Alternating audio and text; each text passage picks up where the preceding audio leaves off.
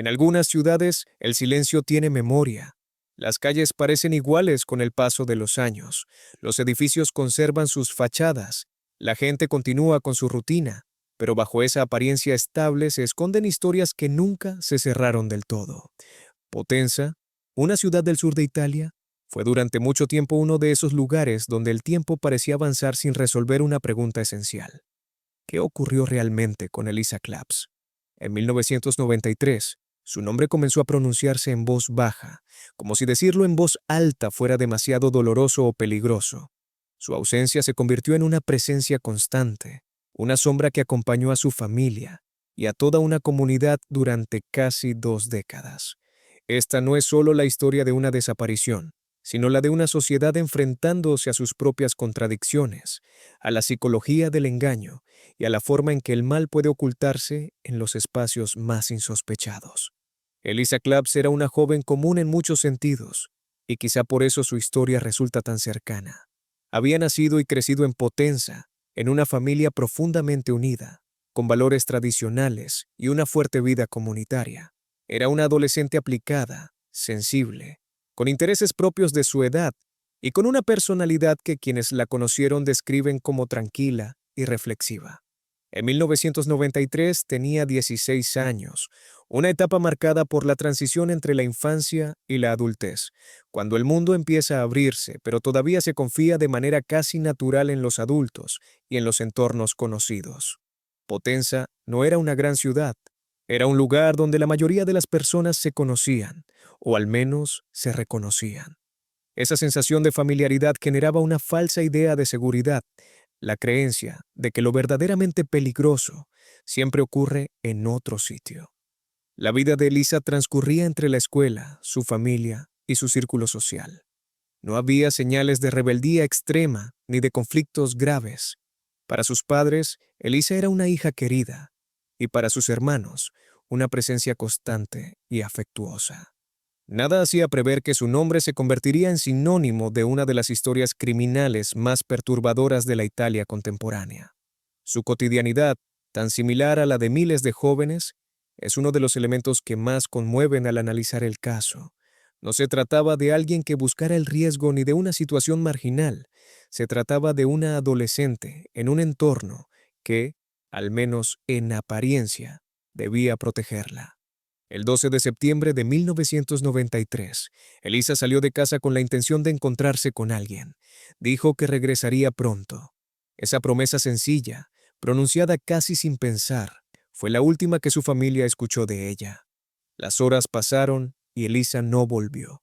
Al principio, la preocupación fue moderada, como suele ocurrir cuando se piensa que quizá hubo un retraso o un cambio de planes. Pero cuando la noche avanzó y no hubo noticias, la inquietud se transformó en miedo. La familia comenzó a buscarla, a llamar a amigos, a recorrer lugares habituales. Nadie sabía nada. Nadie la había visto regresar. La denuncia por desaparición activó una serie de búsquedas que, en retrospectiva, resultaron insuficientes y desorganizadas. En los primeros días, la esperanza todavía estaba presente. Se pensaba que Elisa podía estar viva, quizá retenida contra su voluntad, quizá confundida o incapaz de comunicarse. Potenza se movilizó parcialmente, pero también surgieron rumores, especulaciones y silencios incómodos. Cada pista aparente se desvanecía al ser examinada. El tiempo comenzó a estirarse y con él, la angustia de una familia que no recibía respuestas claras. Uno de los elementos más desconcertantes del caso fue la figura de Danilo Restivo. En aquel momento, Restivo era un joven conocido en Potenza, con una personalidad excéntrica y comportamientos que generaban incomodidad. Algunas personas lo describían como extraño, obsesivo, alguien que no encajaba del todo. Elisa había tenido contacto con él, y se sabía que él sentía una fijación por ella. Sin embargo, en los primeros años, estas señales no fueron tomadas con la seriedad necesaria. Restivo fue interrogado, pero no se avanzó de manera decisiva. La falta de pruebas concretas y una investigación poco rigurosa permitieron que el caso se enfriara. Con el paso del tiempo, la desaparición de Elisa Claps se convirtió en un caso casi olvidado por las autoridades, pero nunca por su familia. Su madre y sus hermanos continuaron buscando respuestas, enfrentándose no solo a la ausencia de Elisa, sino también a una sensación constante de abandono institucional. Cada aniversario de su desaparición reabría la herida. Cada nuevo rumor era una mezcla de esperanza y dolor. La familia se negó a aceptar la idea de una huida voluntaria, una hipótesis que algunos intentaron imponer para cerrar el caso de manera conveniente. Durante años, Potenza convivió con esa ausencia sin resolver. La ciudad siguió adelante, pero la pregunta permanecía. Lo más inquietante es que la verdad estaba más cerca de lo que cualquiera imaginaba. No estaba en un lugar remoto ni enterrada en un sitio inaccesible. Estaba oculta en un espacio cotidiano, simbólico, casi sagrado. La revelación llegaría muchos años después, cuando el tiempo ya había dejado cicatrices profundas. En 2010, 17 años después de la desaparición de Elisa, se produjo un hallazgo que sacudió a Italia entera. Durante trabajos de mantenimiento en una iglesia de Potenza, se descubrieron restos humanos en una zona elevada del edificio. La noticia se propagó rápidamente y pronto se confirmó lo impensable. Los restos pertenecían a Elisa Claps. El lugar del hallazgo generó una conmoción profunda. Durante casi 2 décadas, Elisa había estado allí, en el corazón de la ciudad, en un sitio que representaba refugio y espiritualidad para muchos.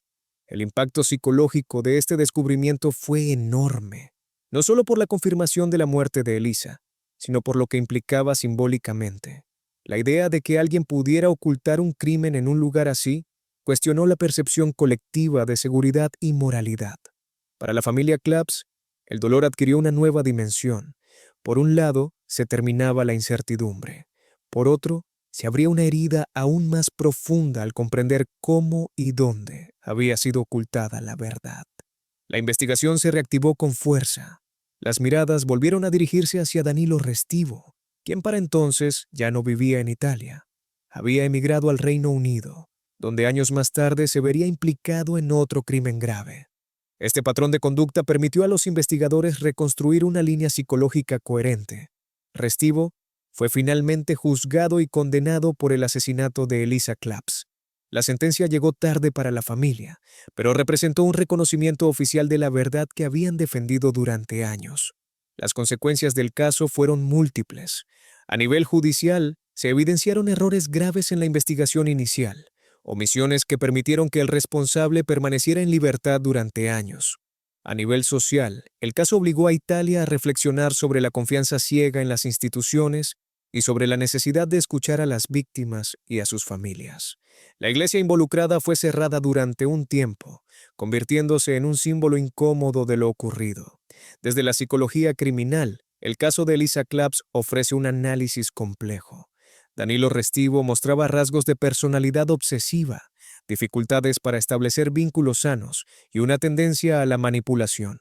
Su comportamiento no fue el resultado de un impulso aislado, sino de una estructura psicológica marcada por el control y la fijación. La elección del lugar para ocultar el crimen no fue casual, refleja una mezcla de desafío, narcisismo y una percepción distorsionada de impunidad. Creía que ese espacio lo protegería, que nadie se atrevería a buscar allí. También es importante analizar el contexto social que permitió que estas señales fueran ignoradas. La minimización de comportamientos extraños, la falta de protocolos claros para desapariciones de menores y la tendencia a desacreditar las intuiciones de las familias jugaron un papel crucial. El caso muestra cómo el mal no siempre se presenta de manera evidente. A veces se camufla en la normalidad, en la rutina, en la confianza excesiva. Elisa Claps no es solo una víctima de un crimen, sino también de un sistema que falló en protegerla y en buscarla con la urgencia necesaria. Su historia nos obliga a mirar de frente una verdad incómoda. La violencia puede ocultarse durante años si no existe una voluntad real de enfrentarla. La psicología criminal no se limita a entender al agresor, sino también a examinar el entorno que permite que ciertos comportamientos prosperen sin consecuencias inmediatas. Al reflexionar sobre este caso, surge una pregunta inevitable sobre la naturaleza humana. ¿Cómo es posible convivir con una verdad tan oscura sin verla? ¿Cómo se construye el silencio colectivo? La historia de Elisa Claps nos recuerda que la memoria es una forma de justicia. Hablar de ella no es reabrir heridas, sino evitar que se repitan. En Potenza, el tiempo siguió su curso, pero ya no de la misma manera. La ciudad aprendió, a un costo muy alto, que la seguridad no se basa en la costumbre ni en la fe ciega, sino en la atención, la empatía y la responsabilidad colectiva. Elisa tenía 16 años cuando desapareció. Hoy su nombre representa una advertencia y una promesa. La advertencia de que el mal puede esconderse donde menos se espera. La promesa de que, aunque la verdad tarde, puede salir a la luz. Y cuando lo hace, nos obliga a mirarnos como sociedad y a decidir qué tipo de humanidad queremos construir a partir de nuestras propias sombras.